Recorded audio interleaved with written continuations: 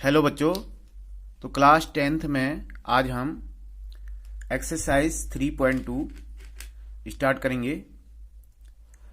तो 3.2 में जो मेथड है आपका प्रतिस्थापन अर्थात सब्स्टिट्यूशन मेथड है। तो पहला क्वेश्चन क्या है इसमें, देखिए, निम्न रैखिक समीकरण युग्म को प्रतिस्थापन अर्थात सब्स्टिट्यूशन मेथड से हल करना है। ठीक है ना। तो जैसे कि मैंने स्टार्टिंग इंट्रोडक्शन वीडियो में बताया था कि हम यहां पर रैखिक समीकरणों को 3 विधियों से हल करेंगे। 3 विधियां मैंने बताई थी। ग्राफी विधि, दूसरी थी प्रतिस्थापन और तीसरी थी आपकी विलोपन। तो हम यहां पर क्या कर रहे हैं, अभी ग्राफी विधि हम इसके बाद करेंगे। पहले हम बीजगणितीय विधि यहां पर शुरू कर रहे हैं। ठीक है ना। तो जो ग्राफी विधि है उसको हम इन दोनों विधियों को पढ़ने के बाद शुरू करेंगे। अर्थात हम पहले दोनों जो अलजेब्रिक मेथड हैं, बीजीय मेथड हैं, उनसे करेंगे। उसके बाद हम तीसरे जो है चांस में हम जो है ग्राफी विधि को करेंगे। तो क्या है, जैसे कि हम आज शुरू कर रहे हैं प्रतिस्थापन विधि। ठीक है। तो जैसे प्रश्न है आपका यहां पर रैखिक समीकरण x plus y equal to 14 और x minus y equal to 4। तो हम इनको इस तरह से कैसे लिखते हैं, समीकरण 1 और फिर लिखते हैं यहां पर समीकरण 2। ये समीकरण लिखने का तरीका है। तो प्रतिस्थापन विधि में हम किस प्रकार करते हैं आज आपको विस्तार से बताएंगे। ठीक है। तो क्या करेंगे हम यहां पर लिखेंगे हम समीकरण नंबर 1 से। ठीक है। ज्यादा लंबा चौड़ा लिखने की जरूरत नहीं है, सीधे इस तरह से 1 लिख दीजिए, गोल कर दीजिए। तो इसको आप पढ़ेंगे समीकरण नंबर 1 से या फ्रॉम इक्वेशन नंबर फर्स्ट। तो इसको हम यहां पर लिख देते हैं x plus y is equal to है आपके पास 14। ये इक्वेशन नंबर फर्स्ट होगी। ठीक है। तो इसमें अब हम क्या करेंगे, ये जो x है अपने स्थान पर रहेगा। ठीक है। और ये जो y यहां पर प्लस है इसको हम इधर RHS में डाल देंगे। तो ये क्या बन जाएगा, देखिए, x is equal to 14 minus y. क्या बन गया, x is equal to 14 minus y. इसको हम कहते हैं x का मान y के पदों में निकालना। ठीक है। अब यहां पर दूसरी चीज ये समझनी है कि हम इसको ऐसा भी कर सकते हैं, देखिए, y equal to 14 minus x भी कर सकते हैं, लेकिन एक ही तरीके से करना है। या तो आप x equal to 14 minus y कर लीजिए या आप y equal to 14 minus x कर लीजिए। जो भी आप करना चाहते हैं दोनों सही माने जाएंगे। जैसे कि हम यहां पर क्या कर रहे हैं, अभी x हमने अपने स्थान पर लिखा और 14 भी अपने स्थान पर है, y यहां प्लस है, तो उधर जाके वो माइनस का बन जाएगा। तो इसको बोलते हैं x का मान y के पदों में निकालना। ठीक है ना। तो ये x equal to 14 minus y है, इसका क्या करेंगे, अब देखिए, x equal to 14 minus y हम इक्वेशन नंबर 2 में रखेंगे।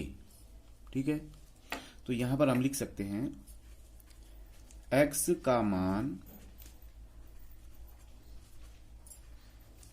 समीकरण नंबर 2 में रखने पर,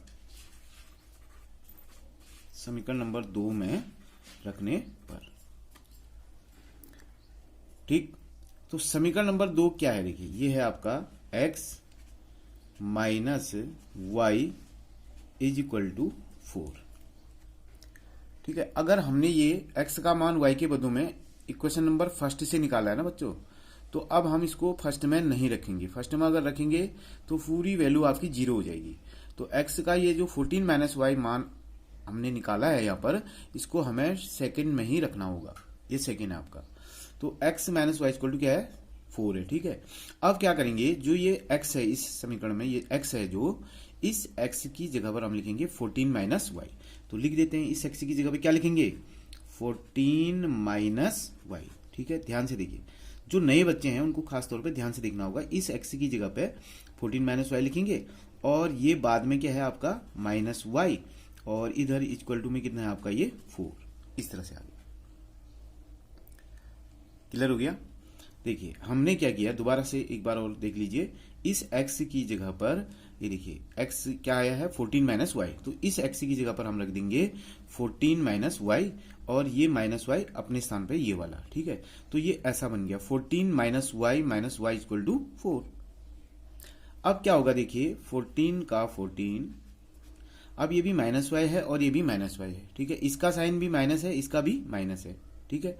तो माइनस और माइनस दोनों हमेशा क्या होते हैं, ऐड हो जाते हैं, मतलब उनका योग हो जाता है, ठीक है। तो ये माइनस और माइनस दोनों जुड़ेंगे तो y प्लस वाई 2y हो गया, लेकिन फाइनल चिन्ह क्या रहता है, माइनस ही रहता है। तो ये आ गया आपका minus 2y is equal to 4, ठीक है। यहां पर बात समझ में आ गई। 14 का 14 माइनस वाई और माइनस वाई हमेशा जुड़ेंगे, ऐड होंगे, और उनका फाइनल चिन्ह भी क्या आता है, माइनस ही आता है, ठीक। तो इसलिए ये हमें मिला 14 minus 2y equal to 4।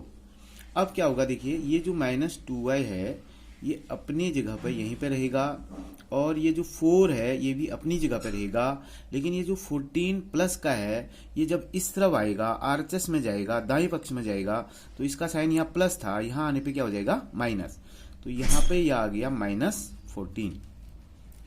Clear हो गया इतना, ठीक है। अब आप देखिए माइनस 2y का माइनस 2y, और यहाँ पे देखिए ये प्लस का 4 है और ये माइनस का 14 है, तो प्लस का 4, ठीक है ना, माइनस के 14 में से ये दोनों का क्या होगा, देखिए ये माइनस का 14 है, ये प्लस का होगा, ठीक है, कुछ नहीं लिखा है तो प्लस होता है। तो 14 में से अगर एक का साइन प्लस हो, एक का माइनस हो, तो वो हमेशा घटते हैं, मतलब वो माइनस हो जाते हैं। तो 14 में से 4 को माइनस करेंगे तो माइनस का कितना आएगा, 10 आ गया। कितना आया बच्चों, माइनस का 10। अब यहां पर भी समझ लीजिए, क्योंकि इसका साइन माइनस है और इसका साइन प्लस है, तो प्लस और माइनस आपस में माइनस तो होते हैं, घटते हैं, लेकिन साइन किसका आएगा, देखिए साइन जो है बच्चों बड़े वाले नंबर का आता है, क्योंकि बड़ा वाला नंबर 14 हुआ और 4 उससे छोटा नंबर हुआ, ठीक है। तो लेकिन 14 का साइन माइनस है और 4 का साइन प्लस है, मतलब 4 छोटा है 14 बड़ा है, तो इसलिए नियम क्या होता है, नियम होता है कि बड़ी वाली संख्या का साइन जो है लगाया जाता है। तो इसलिए माइनस का क्या आ गया, यहाँ पे 10 आ गया। इतनी बात समझ में आ गई ना। अब आप एक काम कर सकते हैं, देखिए इधर भी माइनस है और इधर भी माइनस है, तो इस माइनस से ये माइनस आपका कट जाएगा, कैंसिल हो जाएगा। तो अब आपके पास क्या बच जाता है, केवल देखिए आपके पास बचा 2y इज इक्वल टू आपके पास प्लस का 10, यानी प्लस का 2y is equal two plus का 10 बच गया बच्चों, ठीक है। अब आप क्या करेंगे, देखिए अब आप y इज इक्वल टू लिखेंगे 10/2, ठीक है, क्योंकि ये 10 है और यहाँ पे जो मल्टीप्लाई में हो जाता है वो कहाँ चले जाता है, डिवाइड में चला जाता है।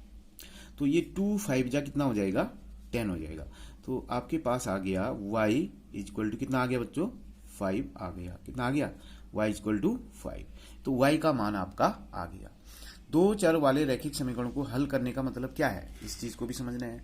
दो चर वाले रैखिक समीकरणों को हल करने का मतलब होता है बच्चों कि जो रैखिक समीकरण दे रखी होती हैं उनमें जो x और y में, जैसे हमारे पास रैखिक समीकरण है, तो हल करने का मतलब है कि x का मान कितना आएगा हल करने के बाद और y का मान कितना आएगा, वही फाइनल आंसर होगा। इसी को हम दो चर वाले रैखिक समीकरण को हल करना कहते हैं।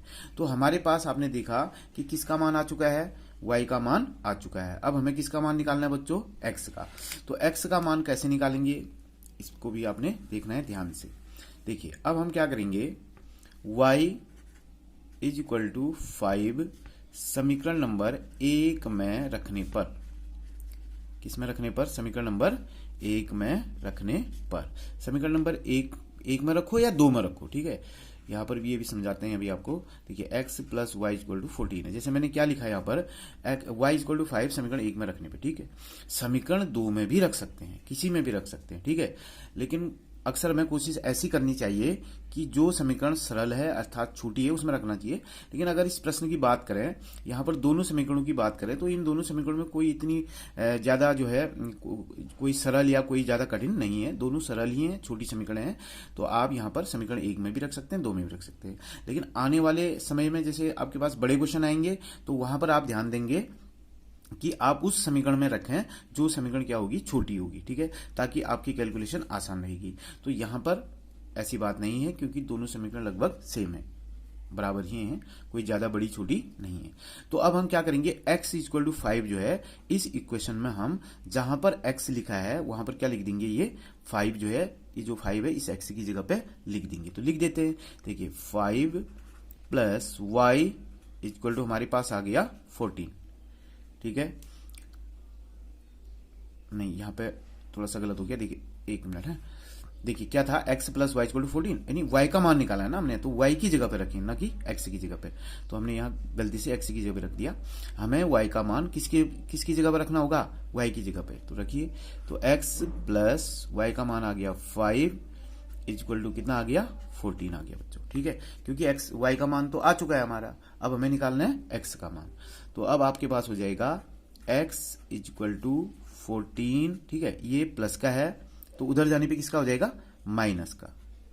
ये देखिए, तो x इक्वल टू आपके पास आ गया 14 माइनस 5 कितना होता है, 14 में से 5 को माइनस करेंगे तो कितना आएगा बच्चों, 9 आएगा।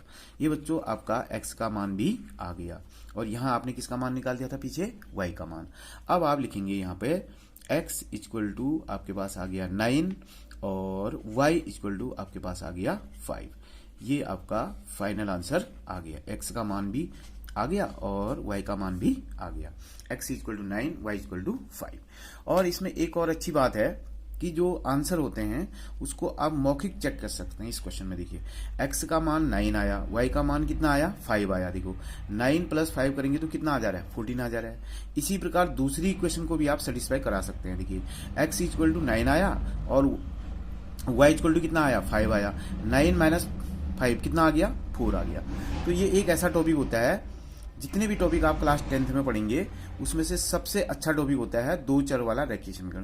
क्योंकि इसमें आपके पास चाहे बड़ा क्वेश्चन है चाहे छोटा क्वेश्चन है, ठीक है, सबकी जो है आप अपने आप उत्तर जो है जांच कर सकते हैं, आंसर वेरिफिकेशन कर सकते हैं।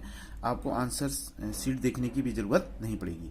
क्योंकि यहीं पे देखिए x equal to 9, y equal to 5, मैंने भी आपको बताया था कि कैसे कैसे हो रहा है। देखिए है ना, यहाँ LHS में रखेंगे, जो भी मान आए हैं तो उनको ऐड करने पे या माइनस करने पे जो है RHS के बराबर आ जाना चाहिए। देखो x 9 आया, y कितना आया 5, 9 प्लस 5 14 आ जा रहा है। यहाँ भी देखिए 9 माइनस 5 4 आ जा रहा है। तो इसका मतलब हमारे दोनों आंसर बिल्कुल क्या है, सही है। x इक्वल टू 9 भी सही है और y इक्वल टू 5 भी सही है, ठीक है ना। तो इस तरह से बच्चों आज हमने क्वेश्चन नंबर फर्स्ट जो है इसका किया। तो एक क्वेश्चन हम आपकी प्रैक्टिस के लिए देते हैं, सेल्फ प्रैक्टिस के लिए। तो क्या है क्वेश्चन, देखिए कुछ भी क्वेश्चन आप अपने आप भी बना सकते हैं इसमें। देखिए x plus y equal to, जैसे मैंने लिख दिया 12, ठीक है, x plus y equal to 12 और x minus y equal to कितना,